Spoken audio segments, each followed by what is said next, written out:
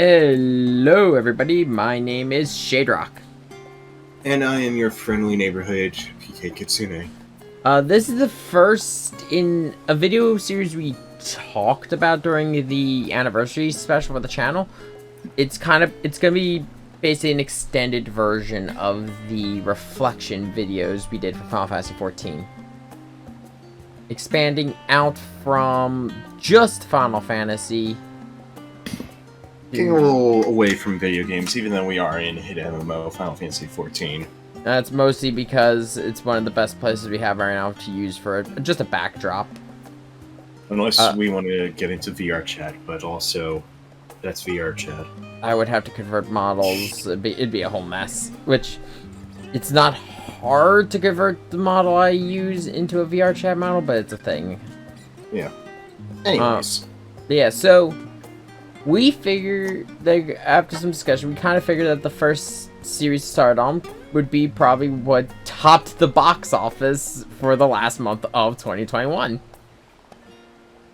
Which is everybody's friendly neighborhood, Spiderman. Spiderman. We're going to strictly be focusing on the live actions here. So it won't be Spider-Verse, it won't be the various animated shows. And no, Spider-Man and His Amazing Friends? Yeah, and specifically the movies. So no Japanese Spider-Man, no Emissary from Hell. But the Emissary from Hell. God, I hope he's in Spider-Verse too. I'm looking forward to Spider-Verse 2, but that is not what we're here to talk about. So we are going to be strictly talking about the live-action movie versions of Spider-Man, specifically the Sam Raimi trilogy. I believe it's referred to as, you told me it was referred to as the Webverse duology for Amazing Spider-Man.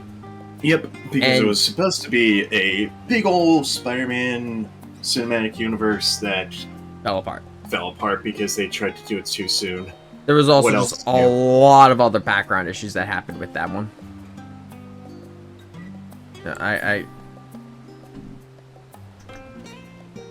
I gotta hide Discord. But yeah, the main thing we're going to be talking about, like I said, is those three. We're also going to talk about the 3 Tom Holland films. We will put another spoiler warning when we start to talk about No Way Home. Because that one, it hasn't even been, I think, a month yet since that came out. Nope. Came out, what, the 17th, I think? I believe so. But yeah, so we'll put another spoiler warning. 16, but something like that. Yeah, spoiler warning though for everything from Spider-Man 1 to Far From Home right now, and like I said, we'll put another one there later. So, starting with the 3 Tobey Maguire films. I mean, these ones still hold a little bit of a special place to me because they were the ones coming out when I was a kid. Yeah. I was a small PK Kitsune at the time. Same. And to be honest, those are weird to talk about because they were coming out around like the time of the first set of superhero films we were getting, like the first major push we got with them in the media. Yeah, Sam Raimi was like our first big look into live-action superhero. Because at the time we had various Batman films, various Superman. Actually, no, I think it was just Superman Returns at that point. And that was like towards the end. It was mostly Fantastic Four, X-Men, and Batman. All with varying degrees of success. Yep. I mean, we don't look back fondly on any of the Fantastic Four films, to be honest. They're not... The original ones aren't awful, but they're not that good. But they're not that great, yeah. The X-Men films, we note some standout performances, but the plots tend to be a little weak. Yeah. Like, there's a reason why people still see Hugh Jackman as Wolverine. Yeah. Even though he does not have the height for it. Yeah, he's too tall. He's too fucking tall. Because, for those unaware, Logan's short as shit. He is a small, angry Canadian man. But, Then on the last side, we had the Sam Raimi films, which until the third one were considered the cream of the crop of the original run of superhero films. Mm-hmm. Which I think honestly has to do with the fact Sam Raimi, up until I believe the 1980s, was a huge Spider-Man fan, and still is. The only reason he dropped off was because he started making his own movie with his best friend Bruce Campbell in a cabin in the woods. Groovy. Which is why if you watch all the Sam Raimi films, he does this in a lot of films. Somewhere in the cast, usually as a minor character, is always Bruce Campbell. Yep. But Tobey Maguire's, I'll be honest, he was a pretty good Peter, but I think it's more to, how to say this, Sam Raimi kind of played with camp as well as some serious tones, but they balanced each other out pretty well. Yeah. Though I think we all know one of the greatest memes to come from the Sam Raimi trilogy. Something of Bully Maguire. There's the edgy Maguire. I'm something of a scientist. Bully Maguire. Yeah. Bully Maguire. But there was like it gave us so many good performances. So, like Willem Dafoe in the first one, fantastic as Goblin. Like, the whole playing dual personalities and also Willem Dafoe's vocal range is really good. There's a reason why I even like him. As much as I hate the Netflix Death Note, I think his performance is still good. Mm-hmm. Lines, not so much. But, Tobey Maguire's was the first big ones. We had Doc Ock, Goblin, Venom, Flint Marko, Sandman. Yeah, I know. And I'm talking about, like, the main focus for each of the villains, because Venom kind of dominated the third film. But You're right. I'll get into, like, the background stuff. I'll go a little over the background stuff when we talk about the third one. Yeah. Very much, we all know the origin story of Spider-Man. Gets bit by a radioactive spider, tries to use it to make money. Uncle Ben dies. Sequence of events continues as is. Mm-hmm. And, well, yeah, no, there's not really much to say. Like, he very much just wrote his version of the origin story for that. But the main thing was just, especially with how he wrote Goblin as being dual personality, I think might be, again, a callback to the, I think the 80s Spider-Man? And I don't think there's been a Goblin performance to top Dafoe's. Because the only one we have to compare it to is Amazing Spider-Man, but we'll get to that. We'll get to that. Then Spider-Man 2, we all remember Doc Ock. The power of the sun in the palm of your hands. He humanized Doc Ock so amazingly well, because usually, especially in the more recent comics, Ock has just been a straight up asshole. He's been... Yeah. Ultimate Spider-Man. Ultimate Spider-Man. No, not Ultimate. Superior Spider-Man. Superior, yeah. Ultimate Spider-Man's actually a fairly decent run. Mm-hmm. All things considered about that run. But no, so to make him, like, humanized, and it looked like they had a lot of fun on, say, like, some of the background stuff we've seen. Like, they were messing around with the arms a lot. Mm-hmm. Which actually has led to a meme for No Way Home. You okay? Sorry. Dying over there? Yeah, no, it's fine. But, it also gave us... go. I'll admit, I've gotten my hands on some Tic Tacs. Yes. But, which means my addiction has started again. I will say that the interesting thing is, it does... Spider-Man 2 also explored a little bit of the psychological aspect of being Spider-Man. Which is something I kind of wish some of the other films would do. And, like, as a main focus, not, like, just something that's brought up in passing. Yeah, in Spider-Man 2, there's this... Because of how the Raimi-verse went, right? Where it was more in biological. the Raimi-verse, Peter's spider powers are heavily biological to the point where he even has Glands. actual webbing. Like, this isn't some chemical compound he created. No, this is just organic web shooters. Which, I like that, don't get me wrong. I always kind of prefer the web shooters. Doesn't make any sense. No, It doesn't entirely make sense. Oh, no, I agree, but it's also more of a thing to the 80s, let's be honest. Yeah. But I always prefer the web shooters, not because they make sense, but because they show more ingenuity on Peter's end. Yeah. But, either way. But yeah, no, so when... There you go. He has a block because of existential dread during the second film. He's having trouble juggling the life of being both Spider-Man and Peter. He feels he can't get... It's very much of, he can't play both sides.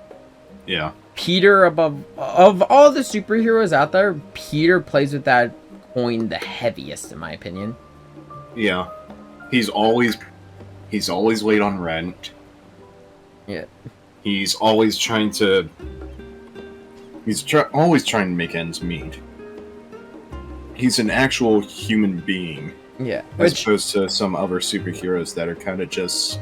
there. Which, don't get me wrong, Superman doesn't have this problem as much because Superman's pretty much... He's a reporter. He can help. He could report on himself.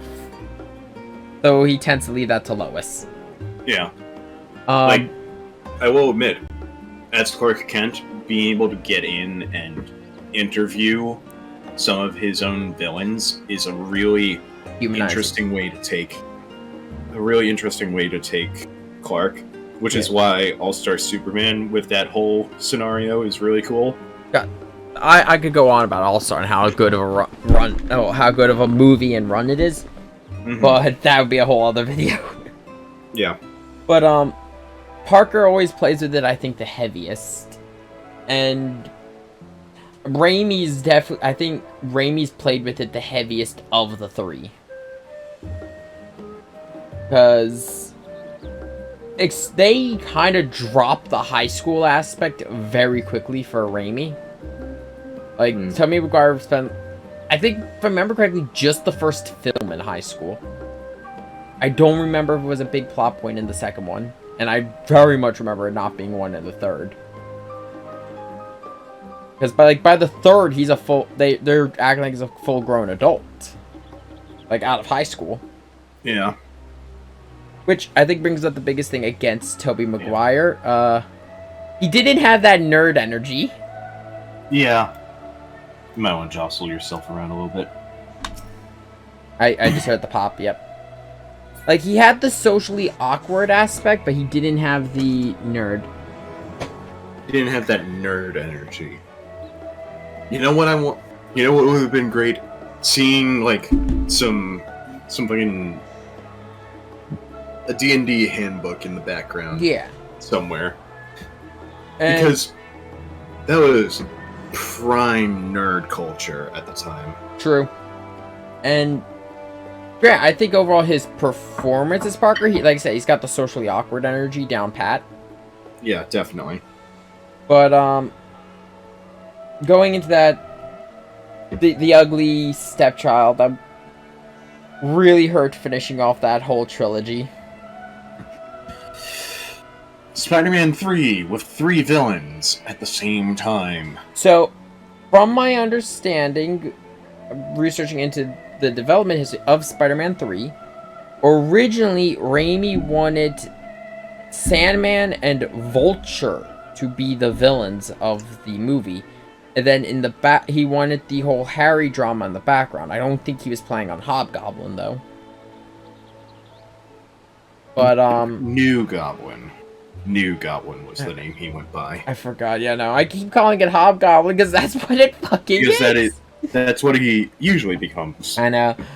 But, but yeah, no. Also, and Harry was cool in the movie, which he was not. He's cool. Another nerd.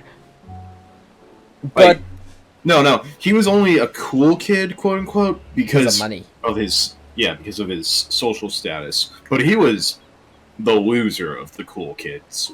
Yep. But this version of Harry that we see that is like actually kind of a cool guy might have taken a little bit from Ultimate Spider-Man at the time. Which I think was the run that was Ultimate Spider-Man had just started. Running for over a year by the time the first movie came out. Yeah. I'm on TV trips. Okay. But yeah, onto the Venom issue of the whole thing. So, Raimi wanted Vulture. They told him no and gave him Venom. Raimi was apparently very vocal. He did not want to work with Venom on the grounds. He is not familiar enough with the character, and he was not a fan of the Venom he had seen at that point. Because when Raimi dropped off, Venom was still very much a new character. It wasn't the lethal protector Venom. This was still the loner kill Spider-Man Venom. Yeah. Which I agree wholeheartedly. First introduction Venom is a one-dimensional character. Incredibly so. He is there just kill Spider-Man over a perceived slight. And he also pointed out, introducing Venom will take the entire film. Because Venom's story is very encompassing. Like, it doesn't just... can't just be, oh, we dropped a symbiote on Earth. It's like, no, you gotta tie in the black suit and the aspects to Peter. It's a whole mess to do. And Sam Raimi was not as familiar with Venom as a concept. He also was not a fan of especially the early designs of Venom. Like, Venom's always been bulky, but early designed Venom... Early designed Venom was literally just a pitch black spider suit with a white spider on it. But also, he was still bulky as fuck. Yeah. Which... I'm talking about when he first got the Venom suit. Oh, you're talking Peter or Brock? Secret Wars, Peter. Yeah, no, Secret Wars Peter, it wasn't Venom itself. It was not the suit that was his issue. It was Brock Venom he had an issue with. Yeah. Because I kind of agree. Early Venom, his design, even... they still use that same design. It's I like the hulking monster aspect, don't get me wrong. I think it's neat. But it is not that interesting of a design. I very much prefer Agent Venom. Yeah. So Agent Venom is actually a really cool character. And actually covers some... it has to be Flash. I know. Oh, nothing against the act. I'll talk about that when we get to Tom. We'll talk about that when we get to that, yeah. I would have actually loved to see Raimi's Flash Thompson turn into Agent Venom. At the time, though, he wasn't even a thing. Yeah. But, you know, Venom, because he had to introduce Venom, he had to do the black suit, he had to cover Brock's plot line. It takes up everything. And originally, he just wanted to have it be about the Lizard. No, the Lizard was the fourth one. Oh, I thought it was the third. Nope. Third was... well, okay, no. Third was going to be Vulture and Sandman. Okay, yeah. That way, goes through the entirety of the Sinister Syndicate. Yep. Then, because he had to write in Venom, it became a huge fucking mess for production. Right. There was also a thing, he wanted apparently in the director's notes, he wanted an other girl, you know, someone, like, to throw a little bit of a, wrench in the, MJ-Peter dynamic. He did not name this character. He just wanted it to be a random girl. That's all it was. Sony had him make it Gwen Stacy. Which, anyone who doesn't know Spider-Man, Gwen Stacy's a very important character to Parker. Yeah. Probably should have saved that for the Lizard movie. Yeah, we'll get into that with Amazing Spider-Man, because, and honestly, I think there's a lot to talk about her with Andrew Garfield. Yeah. But, there was a whole bunch of production errors. Though Sandman's performance, I can't remember the actor who plays Flint. I feel bad. But his performance is still great. I think he does a good job. Edgy Tobey Maguire is fucking amazing. Tobey Maguire is the best part of that entire movie. You cannot convince me otherwise. It's so good that it made it into Spider-Verse. Yep. He is really ridiculous mean. It's so dumb. But granted, Peter always goes fucking weird as shit when he gets the black suit. Oh yeah, he always has a really weird personality shift. Like, he's either full-blown asshole, edgelord, and this was like a combination of all three. Yep. It was great. But, for, like, seeing all the production errors, production and editorial interference that went on during that film, and, like, reading about the fucking insane amount of work Raimi was doing. Like, the guy who played Sandman said, after the success of the first movie, they should have cloned 3 more Sam Raimis to get this movie done. He was doing so much work for it. And I'll if you can't tell, I have a lot of respect for Sam Raimi as a director. I mean, he created Evil Dead, which is one of my favorite horror movies. Mm-hmm. And honestly, he just, until the editorial interference came in, he was doing a very good job of Spider-Man. And he was set to do Spider-Man 4 with Tobey Maguire again, but there was a lot of arguing. I think it was they wanted him to use the lizard, and he didn't. I don't remember this, but apparently Sandman's the guy that got Uncle Ben killed. Yes, I believe he was in. They did connect Sandman to it, where he was. It was an accident. It was an accident. He was involved in that night. Yeah, and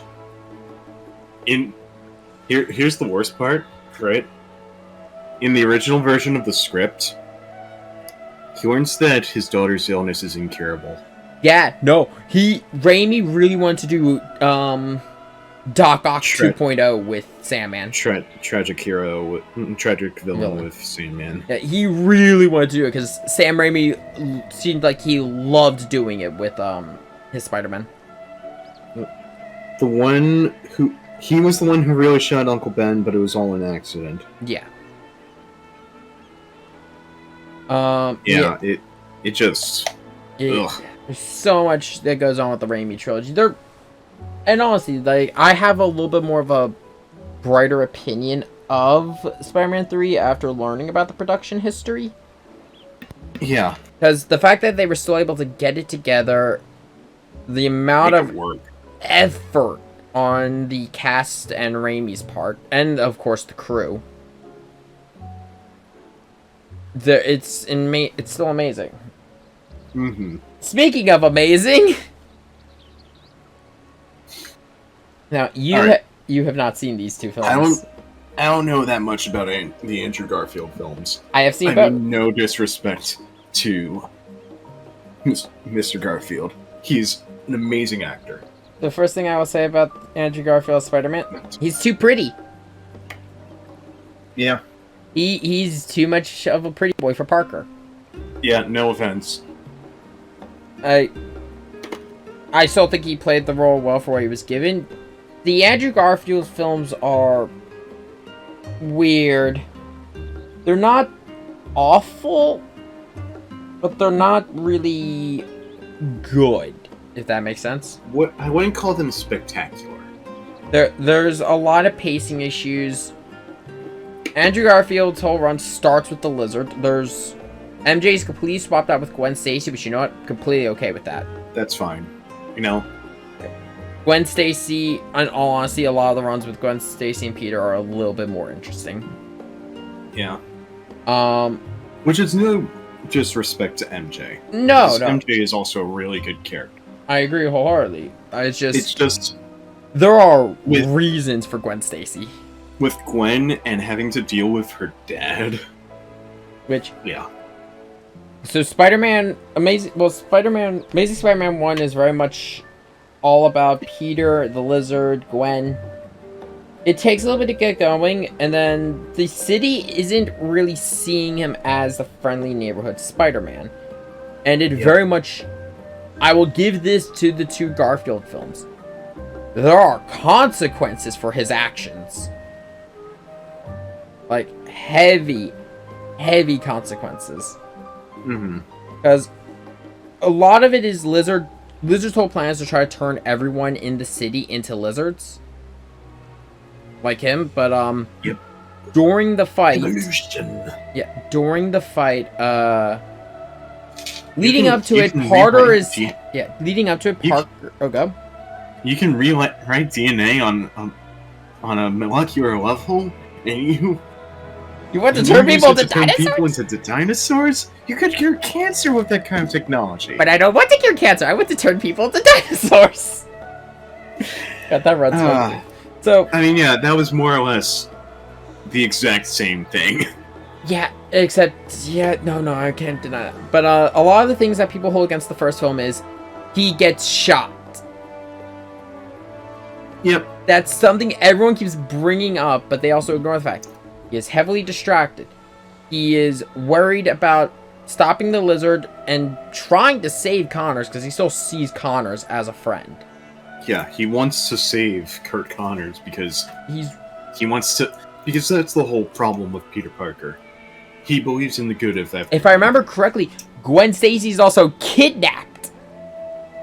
Yep. By Lizard. So his mind is all over the place, and this is, I think, more so his an issue. His focus is all over the place. This is an issue on the audience more, that everyone has this perceived notion that the spider sense causes reaction.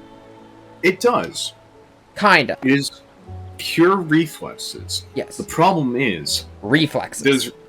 Those reflexes are dulled by Peter himself. So you could have if Peter is thinking of other things at the time, he'll dull those reflexes that just a little bit. But if while the spider sense everything going on at the time, he has like nothing. While the spider sense alerts Peter to an issue, it is up to Peter to recognize and react. Yep. So if he's not paying attention, a stray shot can hit him. Yep. Then he makes a promise to Officer Stacy, Gwen's father, at the end. He will keep away from her, and immediately breaks it.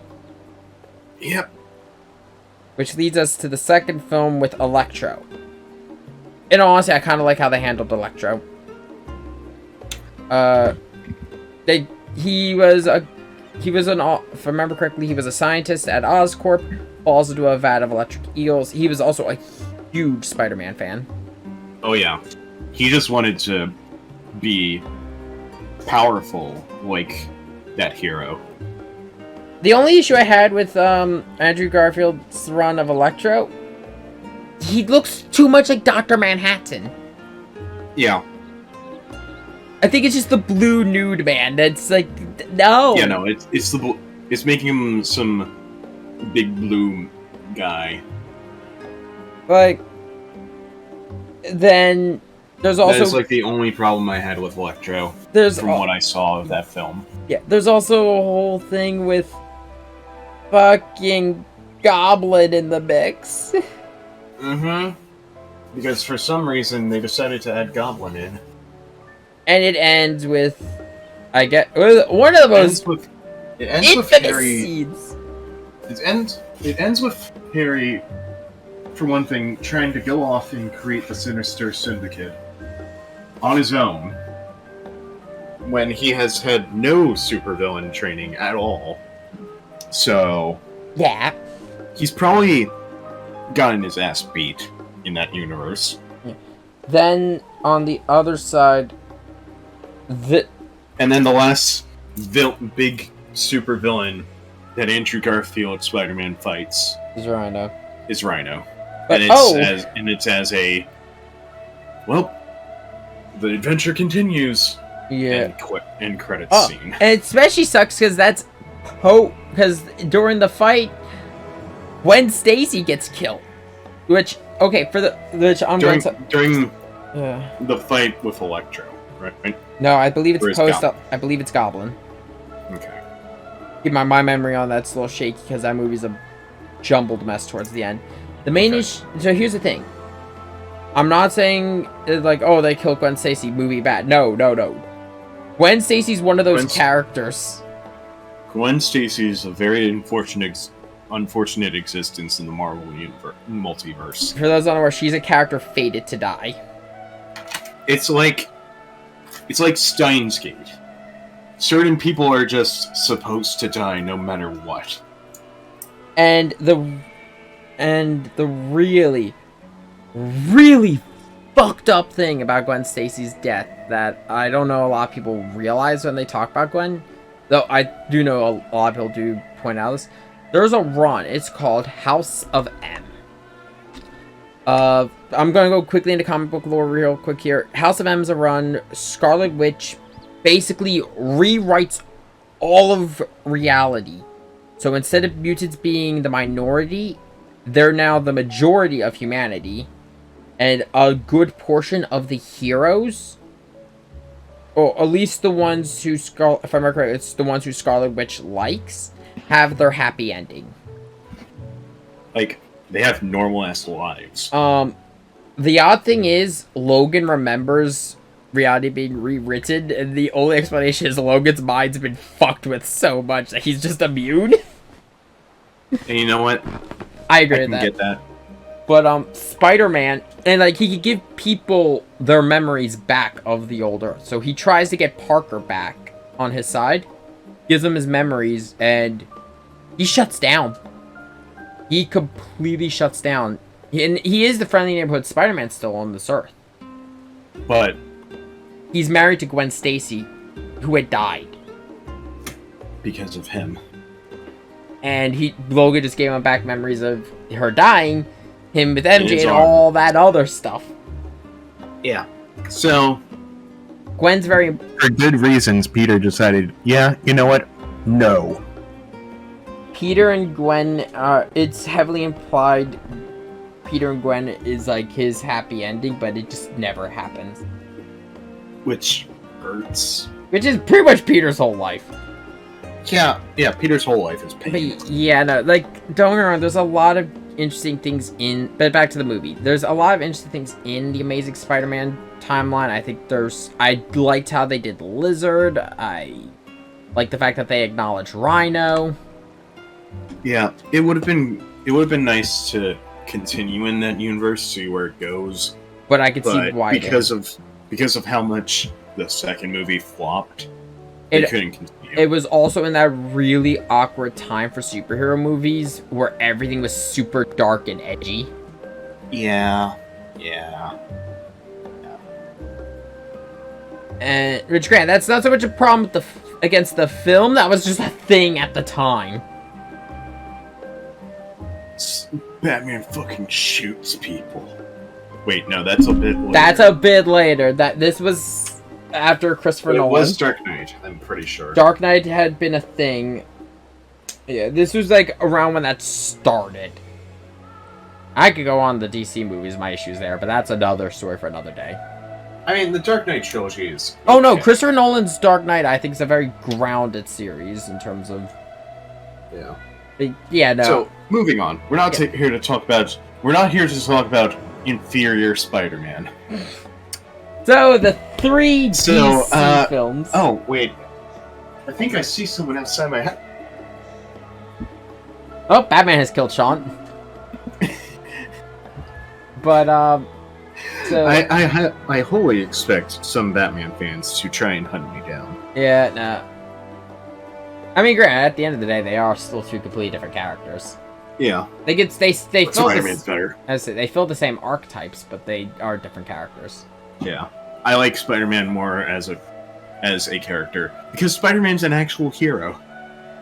But who's better, Spider-Man or Dick Grayson? That's a hard one! Let's be honest, that's a hard one. I'm not answering that question. Yeah, no, we're moving on. So, on to the most recent trilogy. Well, also, I guess we might as well bring up the one group film he was in prior. Tom Holland. I believe you mean 3 group films. True, oh god. Okay, as much as I like to say the third one, he's really only in the last third, but grant his performance still at the last third is fucking amazing. Yes, it is. But Tom Holland has been our most recent Spider-Man. This is the Spider-Man that most people getting into movies today will recognize. Because the MCU is all-encompassing and consuming. So, I'm going to get this out of the way right now. I love Tom Holland as Spider-Man. I think his films are perfectly fine. My only issue with the Tom Holland run is that I'm sad he never got to be Friendly Neighborhood. Well, I mean, the run's not over. Yeah, no, it's on break right now. It's on hiatus. Yeah. I believe we're getting 3 more at some point. Sony has confirmed they've got 3 more in the works. We don't know what's going on completely with them, but they've confirmed they're at least writing. As of this recording, Tom Holland is currently not in retirement, but taking a break. And you know what? Everyone needs a bio break every so often. He fucking deserves it. He's been, like, in films back-to-back, as well as the MCU, Uncharted, and a bunch of indie films. Yeah. Like, and also, this kid, no, I can't call him a kid. He's a man. They're the same age as me. Yeah, no, he's the same age as you. I'll give him this. So, talk about this now. Tom Holland is, like, the first Spider-Man that looks the fucking part. Yeah. This is nothing against Tom Holland's, what's the word I'm looking for? Appearance, right? He just looks like a nerd. Yeah, no, he's got the look for it. He always looks like a frog is trying to jump out of his mouth. But he does have the puffy cheek. You know, he's been fun. He's kind of got the attitude for Peter. There's just so much to talk about. So he can do awkward nerd so well. Well, actually, he also can do high school real because I think he did talk about this. Like, I've heard the story prior to, I believe it was Civil War. They had him spend like 3 months in a high school in Queens. Yeah. And everyone's just looking at him like, what the fuck? Also, that way he could get the role down properly. The accent, learn what they're like, blah blah blah. It's like, I'm like, if this is, I've heard this story. I don't know if it's true. If it is, holy fuck, that's amazing. If it is, more props to you. But thank you for doing that. But yeah, so he was introduced in Civil War, and I had issues with the way he was acting in Civil War, mostly because it was too much of like, how do you do, fellow kids? A little bit, just a bit. It was just a bit like, you guys remember that old movie, Empire Strikes Back? It's like, Yeah, no, that was a little cringe. It was a little cringe, but like, overall, it was one of the best Spider-Man suits we've ever seen. Like, it had the full lenses moving. It was good. I liked the Civil War suit. So yeah, no, Civil War suit. In all honesty, all the MCU Spidey suits are kind of good. They're all kind of good. I have different things to say about each one. Yeah. I think that suit was really good though, and for the minor role he had, I also like the moment of him and Cap talking. He's like, "Wait, you're from New York." I liked that. Where are you from? Queens. Brooklyn. Huh.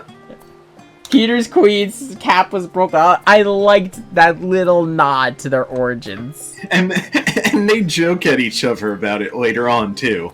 Like, I love the Queens. I love like the fact that Tom Holland out the gate did come out as the wisecracking Spider-Man.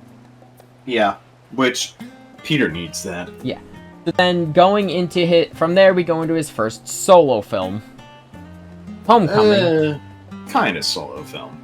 Yes. So I like Homecoming. I think it's a good movie. I think Tony's overall presence, like overbearing presence in it, is a little not much. It's a little much, yeah. But it fits perfectly in character for the Tony Stark that we see in MCU at that time. Yeah, which I think that's like I've said He's this constantly trying to get Peter to take it slow. Yeah. Don't worry about it. It's fine. Which I think that was always the biggest issue I had with MCU Spider-Man. I kind of wish he had a solo film before meeting Tony. Because very much throughout a lot of the first 2 Tom Holland films, Tony's presence is felt through the entire thing. Yeah. To the point, a couple people actually point to this relationship being what influenced the Justice League movie and ruined the character of Flash. Because very much they try to have Flash be the wisecracking, and Batman's his mentor thing. Because, Flash is wisecracking. Very different character. Very different connection between him and Batman. He actually just makes fun of Batman. Yeah. Especially Barry Allen. But, back to Tom Holland, though. Throughout the first film, it's very much... Until the last third, I'd like to say. It's very much about his relationship with Tony. Yeah. And while the final act does center around the whole problem that's been going on, you might want to jostle. Is it good? Okay, yeah, no, you're good. Okay. Yeah. Anyway, sorry. Yeah. Well, the last third of the film, the final act does center around the issue with Vulture and everything. And everything that he's trying to get at Tony for. Yeah, which again, that's even the other issue with the villain. A lot of the stuff he uses is Chitauri tech. It's all repurposed Chitauri tech that he got from the Battle of New York. Which, if I remember correctly, which is great. I liked that continuity, but if I remember correctly, they lost the job because of Stark Industries. Yeah, he blames Stark. It's not actually Tony's fault, though. Yeah, it's just there's too much of a connection to Stark instead of Peter. Because that was something that the Andrew Garfield and Sam Raimi films, especially their first ones, and pretty much all of Sam Raimi's, did very well. That the villains were caused by consequences of Peter Parker, or at least had some connection to Peter. Yeah. Goblin was very much in response to Spider-Man. The whole thing with Vulture in Homecoming is it really wasn't Peter's fault. It was Tony's. The only connection really he had to... It was Tony's fault. Peter was trying to clean up a mess that wasn't his. Yeah. It just became his mess once he put enough together that he realized, wait. And he was also interested in the guy's daughter. Yeah. I mean... There was also... Yeah. And I'll be honest, this is nothing against the actress. I think she's a wonderful actress who plays MJ. I feel that little twist with her at the end was it's a little late? A little late, yeah. It seems like it's meant to be there to get people's attention more than anything. Yeah. Grant, like I said, I think she's a great actress. Nothing wrong with Zendaya, though. Yeah, no. Zendaya's great. She's a great actress. I do have some problem with lines in in Far From Home. But I think she, as an actress, is still fantastic. Mm-hmm. I think we can make this very clear. I think she plays a girl who doesn't exactly know how to communicate with people very well. Yeah, it's just the way it comes off sometimes. In particular, in Far From Home, is a little. It's most of the way. That's intentional, though. I think it's intentional, but in terms of her acting, I think it's just the way some of the lines are written. Or could have used a little reworks. But yeah, no. We'll get to that when we get to Far From Home. Yeah. You were mentioning how you'd prefer to see a Friendly Neighborhood Spider-Man movie beforehand. We are getting a prequel movie, apparently, that is animated. Okay, that's good. That'll help a little bit. I think it's freshman year or something along those lines. Because I'll be perfectly honest, this is even there's just too much Tony with Parker in this run because his suit, the new web shooters, half of his villains. But we'll get to that later when we talk about the last one because I have a lot of good to say. Yeah, it's freshman year. Yeah, that's good. That'll at least relieve like I said, it's nothing against Tom. I think Right, all at the least- actors. Yeah, it's gonna be a Disney Plus series, Okay. apparently. More content. But then going from there, let's talk about. I guess we should just talk about them together. Infinity War and Endgame. Yes. Holland's performance in Infinity War is on another level. Like, we get the introduction of the Iron Spider suit, which, fuck yes, It's purely brought up because of happenstance. yes, which, Like, Peter, being the impulsive teenager that he is, gets this stuck on a time, spaceship. decided, okay, I'm gonna help out Mr. Stark. I don't care about the consequences. Wait, why am I feeling lightheaded? So, and I'll be honest, I love this design for the Iron Spider suit. I am not a fan of the comic Iron Spider suit usually, because it's just red with gold trim. Yeah, it's very bland. It's very bland, and it actually hurts sometimes to look at. Mm-hmm. Because it's bright red and bright gold. Yeah. Having a tertiary color in there to divide the red and gold would probably help. And even do and that's why, wait, and that's what we get with MCU. actually, in the MCU, it's a metallic version of a standard suit with gold trim along the edges. That is very good. In all honesty, to kind of compare it to the game we use as the backdrop, I'd compare it to the new style of the I forget what they're called, but the new Alliance versions of, for the Alliance gear from Grim Dark. Mm-hmm. Where instead of being the metal that's dyed, it's the trim of the metal. It just looks so much better. Yeah. There was also, they did play a little bit with the age thing again, but I think they played it better in this one because you had Quill to bounce off of. Oh yeah, it was So good. Peter and Peter. You ever see Footloose? Yeah. You say, is it still the best movie of all time? It never was. He looks so hurt. And he looks so hurt. It's so good to get that reality check. I think the thing that really helps that is just the atmosphere of the Guardians of the Galaxy.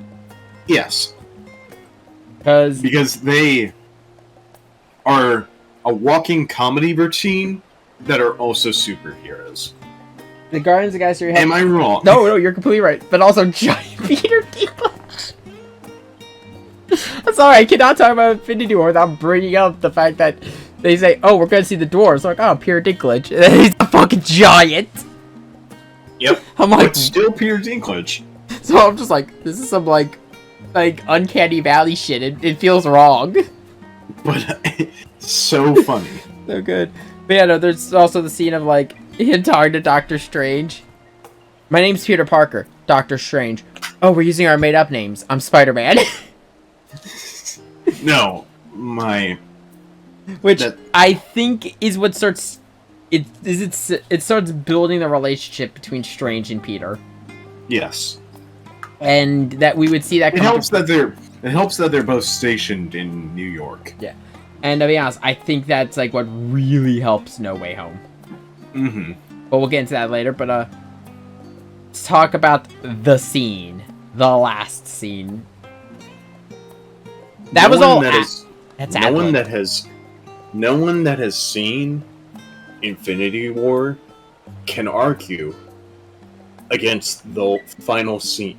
Against the final scene that Spider-Man Peter Parker has. From my understanding, it is one of the most heartbreaking scenes. From what I've heard, in the MCU. No, you want to hear what really is like kind of screwed up in terms of filming? None of them knew. None of them knew. Sebastian Stan, I believe his name is, the guy who plays Winter Soldier. Yeah. I actually was at a panel of his Wizard World a couple years ago. This was just after Infinity War dropped. Well, not even just. It was like in that gap between Infinity War and Endgame. Yeah. he was talking about how they all get to their spots on their last days of shooting, and they get handed revised scripts. Oh, that is... And they look, it's like, oh, wait, what? You know, I gotta admit, It's clever. that is a brilliant way to get the right emotion into your character. Tom Holland, from my understanding, the whole "I don't feel so good, Mr. Stark," all that was ad-libbed. Completely ad-libbed, and it was so perfect. Like, there were a lot of ad-lib scenes in that. The very end, and I've also heard reports that where is Gamora? I'll do you one better. Who is Gamora? I'll do you one better. Why is Gamora? Why is Gamora? That's ad-libbed, from my understanding. That was, like, in all honesty, the Infinity War and Endgame movies are, I think, the MCU at its peak. Though I do think Infinity War is better than Endgame. But, then we go to his brief appearance in Endgame at the very end. Which, it just feels like a reverse of the Infinity War ending. And it's still so good. It's still so good. And, in all honesty, the way they've been setting up Parker through Stark, it did feel like they were setting him up to take over the Avengers. Yep. But that does not happen. That has not happened. And we don't even know who's in charge of the Avengers right now. Yeah.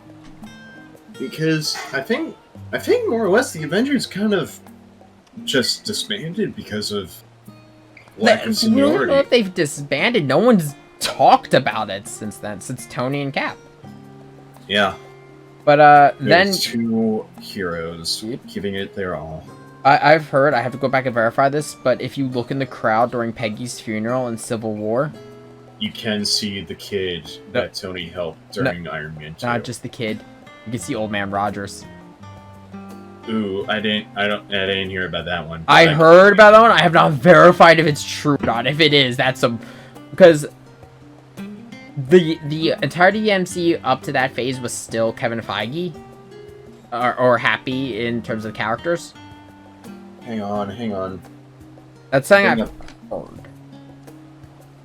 Endgame writer says old Captain was at Peggy's funeral. But I don't think you can see him. He's probably in the far back. Oh, yeah, no, he is one of the...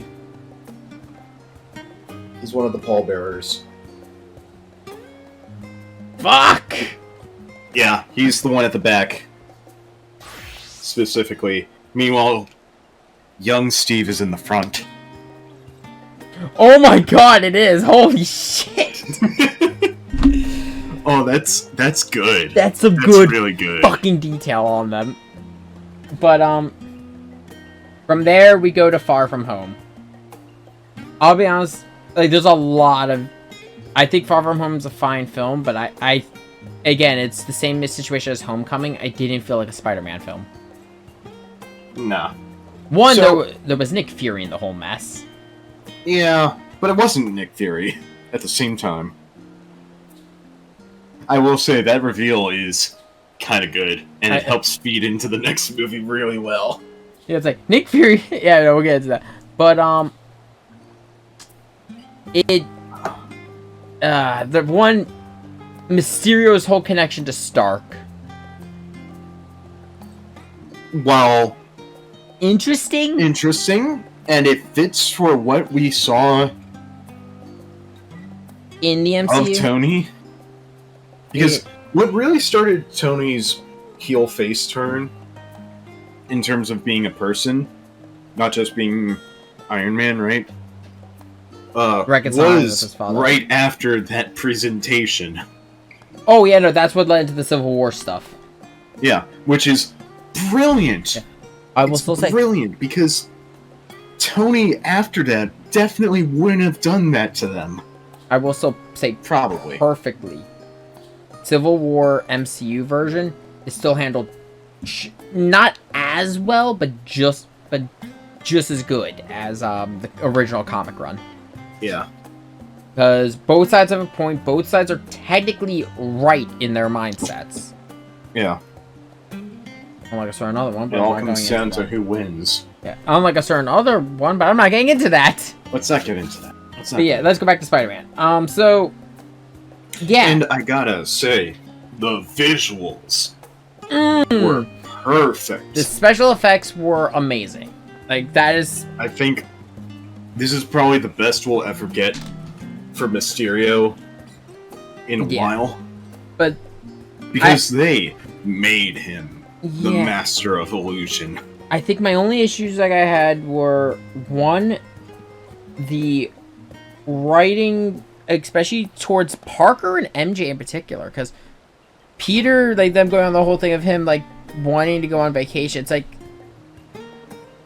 don't get me wrong, Peter's still a kid and all that, but Peter's always taken the suit as a just in case. It's very much like the Superman mentality of, like, even while I'm on my break, I still should try to help people. Yeah, I think what really did it for Peter during this is the fact that it was right after Endgame for him. Yeah. So he needed to have that break. Yeah, which is why that one doesn't bother me as much. But then it's like when Nick Fury starts trying to actually ask him for help. When it's not actually Nick Fury, which... At the time, At the time, you don't know that. Yes. But it makes sense looking back. Though, could we just say Maria Hill firing the rocket launcher? Not Maria Hill. Remember, that was, that Skrull's wife. I don't think she's named. Yeah, I forgot that there's Skrulls. Ah! While you may hate the change in the Skrulls, I think they seem to be they're doing a good job at taking their iteration of the Skrulls and working with it. I know. So far. I just have an issue with, like, they try to paint out the Skrulls to be good guys. I'm like, no!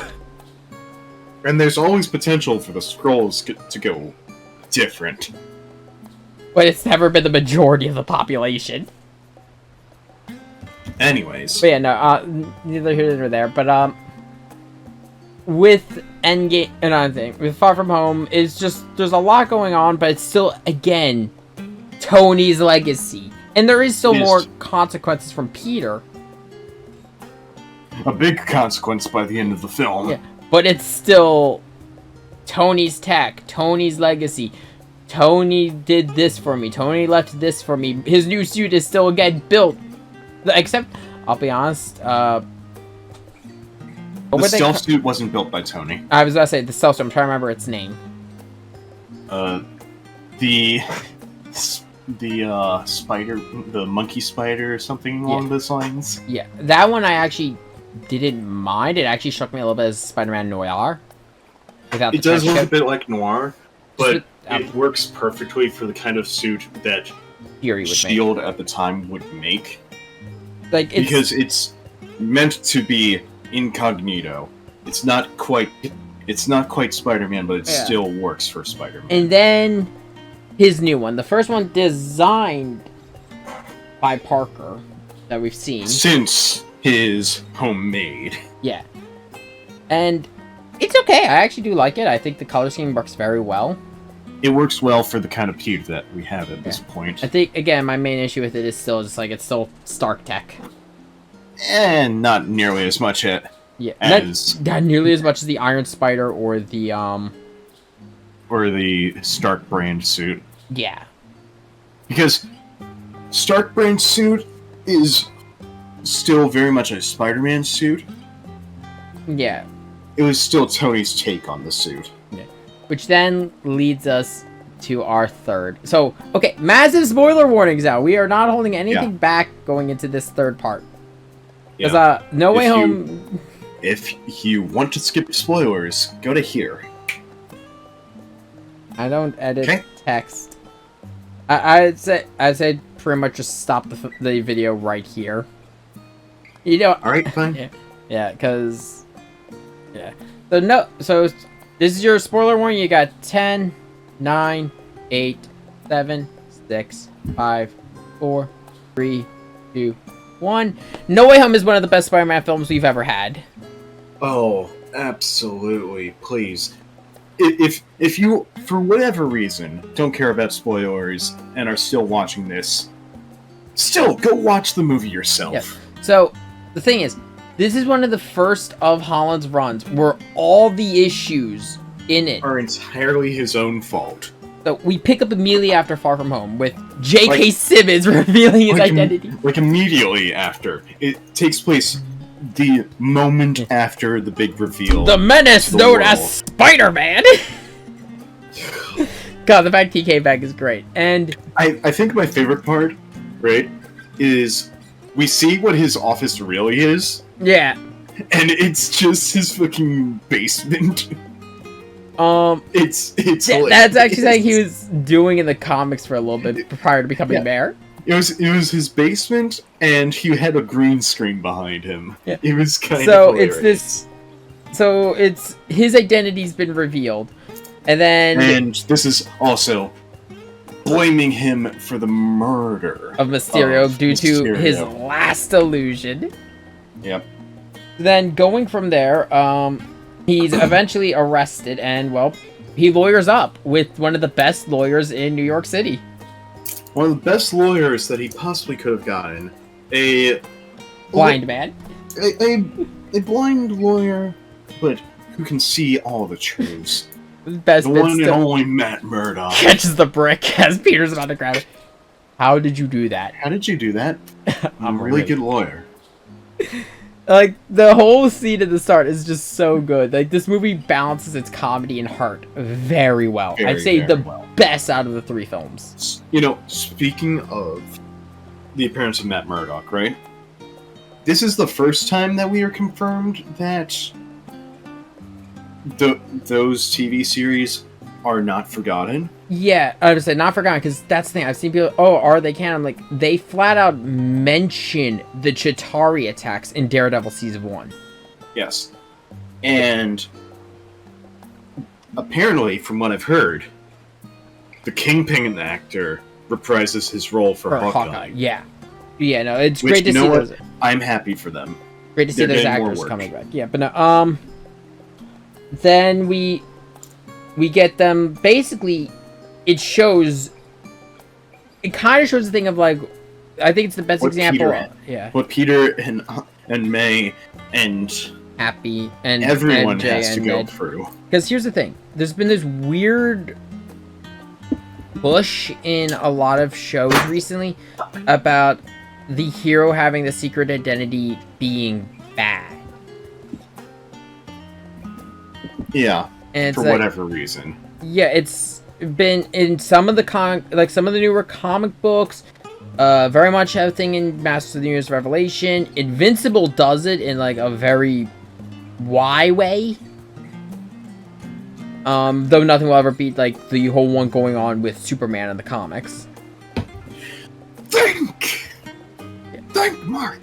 But yeah, everyone who just knows him and is associated with Peter now has their lives destroyed. Specifically because it's immediately after Mysterio. Yeah. So that has just completely destroyed public opinion. Yeah. For many people on Spider-Man. Because people thought that Mysterio was a hero. And they thought Peter killed him. In cold blood. Yeah. So then, going next into this whole line, it gets even more heartbreaking. Like, he's realized everyone's life's destroyed. I wanted to go back to before anyone knew I was Spider-Man. So he talks to Strange. What? Well, no, hang on. Yeah, I'm what specifically starts this is him, MJ, and Ned have been trying to get into MIT. Oh, any college. Any college, but specifically MIT at this point. And all rejections. They get rejected every single time. Due to controversy! Due to the fact that they're all connected. Which blows. Because Peter is a hero. What college wouldn't want him? The problem is Mysterio. Mysterio got the last laugh in the end. He was, and actually Matt Murdock even brings it up. You might be seen as innocent in the eyes of the law, but you're going to be dealing with a court of public opinion. Yeah, public opinion is the real enemy. Real crux of that story there. So he goes to Strange, and he fucks up a spell. Because, for one thing, the spell is to wipe the memories of the planet on Spider-Man, being Peter Parker. He then tries to add Happy, his aunt, Ned, and MJ. For reasonable reasons. Panics. Because he mentions, oh, it was so messy when I told Aunt May. Oh, it very much was. Because the last thing we see in Homecoming is Peter getting out of the suit, Aunt May being right behind him, and just going, what the fuck? Cut to black. Which is perfect, but also, you gotta think, what conversation did those two have in between the movies? Because that had to be a mess. You know, there's understandable reasons, but even Strange points out, it's like, you're trying to play the double life way too fucking hard. Yeah. It's why Stephen Strange gave up his old life and just became Doctor Strange. Sorcerer Supreme. Until he lost it to the until he got blinked. But no, so it's this whole thing now where it brings in 6 villains, all who knew Peter Parker is Spider-Man. Because Peter tried to keep adding onto the spell, and eventually added anyone who knew before that Peter Parker was Spider-Man, before this incident. Yeah, unfortunately, the spell went out of control and reached across the multiverse. It brings in Goblin, Doc Ock, Lizard, Electro, Sandman. And that's it. No, it's 5. It's 5. Yeah, Sinister Syndicate, not Sinister Six. Yeah, no. Oh, it actually does bring it a 6! We're not talking about that. Not yet. I will talk about it, it's great. Yeah, we'll get to that. But, it does, and these all villains are explicitly connected to Peter. Because they all know that Spider-Man. Peter Parker is Spider-Man. Though there is very much dissonance going on, like, you're Peter, but you're not my Peter. Yeah, the first thing that happens is, Ock. Yeah, Ock. Because Peter runs out the building, runs out of the sanctum. Oh, he gets thrown out! Yeah, he gets thrown out. Because he's a fucking dumbass. Because he's an idiot and he didn't decide to argue his case. I'm just gonna say, I'm gonna mind if we jump around a little bit just because I got stuff to do and also we don't want to talk about the whole film. So yeah, he jumped at Doc Ock and it very much goes into trying to save them and it's great. Yeah, because that is exactly what Peter Parker would do as a person. And granted, we had this is technically his, let's see, Infinity War Endgame, his 2 solo films, and then this. Oh, this has been his 6th film. Yeah, this is 6 films of Peter not being able to save somebody that he could have. They said the line. They finally say the line. Yeah, they finally say, hey, the big quote of Spider-Man. Which, oh my god, death flag. Oh. We won't tell you who, though. Have fun figuring that out, people. But, yeah. It's heartbreaking. And then we get the return. With all these old villains coming back reprising their roles, we get the return of Tobey Maguire and Andrew Garfield. And, oh my god, it feels so good seeing them in those suits again. It's so good. Like, Tobey comes in the most casual way possible. It's brilliant. Meanwhile, Andrew swings in because, okay, something's going on, and I should probably find out what's happening. It's great. They, and I'll be honest, it felt like they slipped right back into those characters. Yep. And and these aren't like, oh, they were pulled from the end of their movies. No, they were pulled post. Their timelines kept going Like, after the last movie. Toby has a line where he just says, "I've been working on this for years." When he builds a cure for Osmond. I've been thinking on how to cure Goblin for years. And it's like... It's something that had been haunting him ever since losing... Osborn. Yeah. It's so good. Like, there's just so much going on that's good with this movie. And, like, the fact that he's actually trying to help them, and it feels like he's acting the most like friendly neighborhood Spider-Man here. Yeah. Then we go to our... And I must say, they finally did it. They finally gave us the most satisfying end to the most vile of goblins. Oh, yeah. But no, then ending it with pretty much where Tobey Maguire, I believe, started his second film. Yeah. Rent's due on the 1st, don't be late. Yep. And I think it's smaller detail. I think it's the same apartment. I think it might be the same apartment, yeah. If that is. Good props. Amazing. Good props. And then we get to see, I'd even say spectacular. Yes, but then we also get to see him making Tom Holland finally, without Stark, without any outside influence whatsoever since his first homemade suit, makes his own Spider-Man costume. And what I love the most about it is it's based off of the two that he met. It's got the... It's not specifically his design. It's a design that he based off of his brothers. It's the bright colors of Andrew's, but then the overall design of Tobey's. Yeah, which ends up making it the classic Spider-Man suit. It's the best one we've ever had, and we only get like 5 minutes, not even a minute with it. Yeah. I'm like, no! But then, we won't, well, then we'll talk about the post-credit scene, because there was one other person who was brought in. And let's talk about Let There Be Carnage! Ready! We'll get to that, the Spider-Man one. Let There Be Carnage ends with the spoiler for Let There Be Carnage, by the way. Let There Be Carnage, all things considered, if this is a Spider-Man retrospective, we should have been looking at Venom too. I haven't seen, well. Yeah, no, I don't have enough experience with the 2 Venom films to talk about them. Yeah.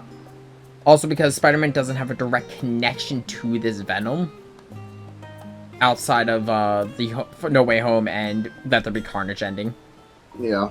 Because it, so, Let There Be Carnage ends with Brock just laying on his bed, watching soap operas before they get blipped into the MCU.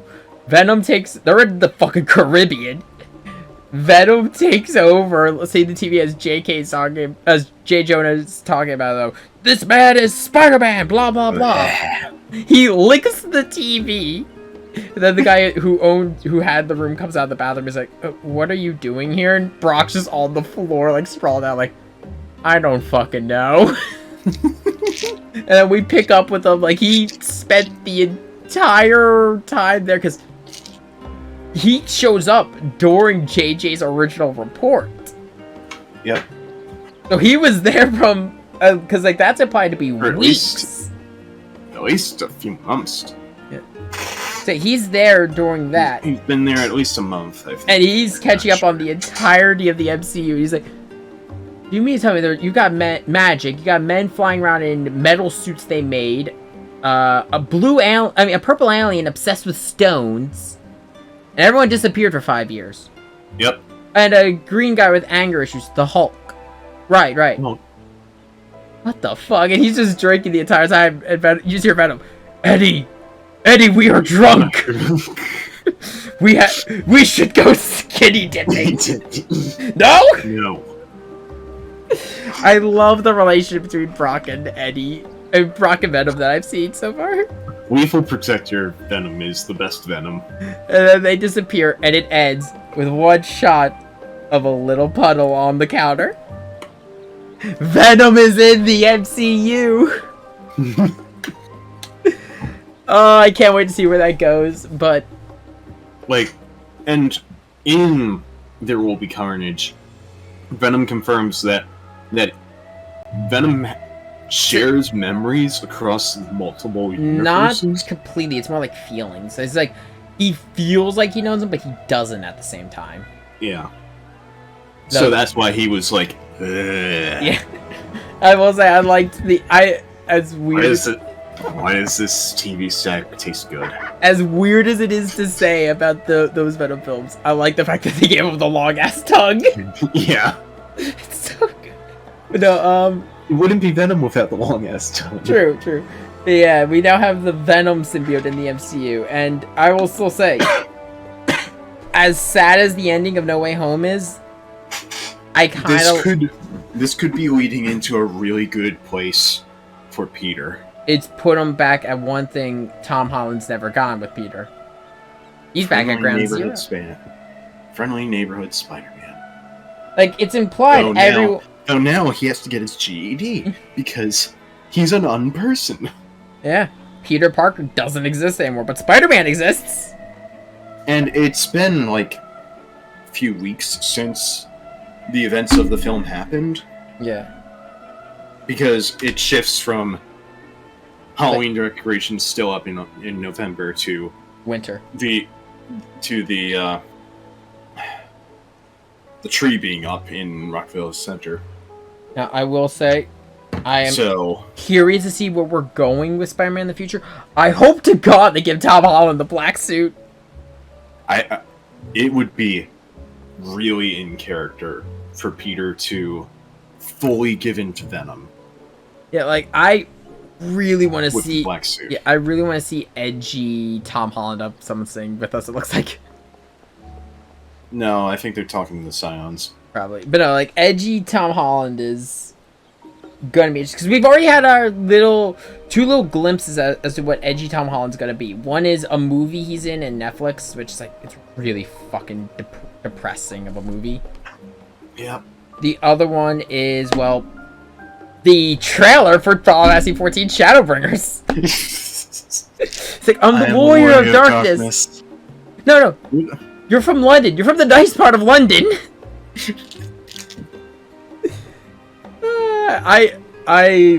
Spider-Man is still like one of my top. No. I must become the darkness. You must become a better roommate. I will still say Spider-Man is still, at the end of the day, one of my top 3 favorite superheroes. Mm-hmm. And I can't wait to see what we see for him in the future. Same. But with that, I'm really excited. With that, I think that'll be it. Yeah, I think that'll be it. We got an hour and 17 minutes of footage. I gotta get ready for work. Yep. But and on that note, and we will see you all next time with actually, as this video is going up, we'll probably be live with Lego Star Wars, as if scheduling works out. We will see you all next time. And Sean is already around.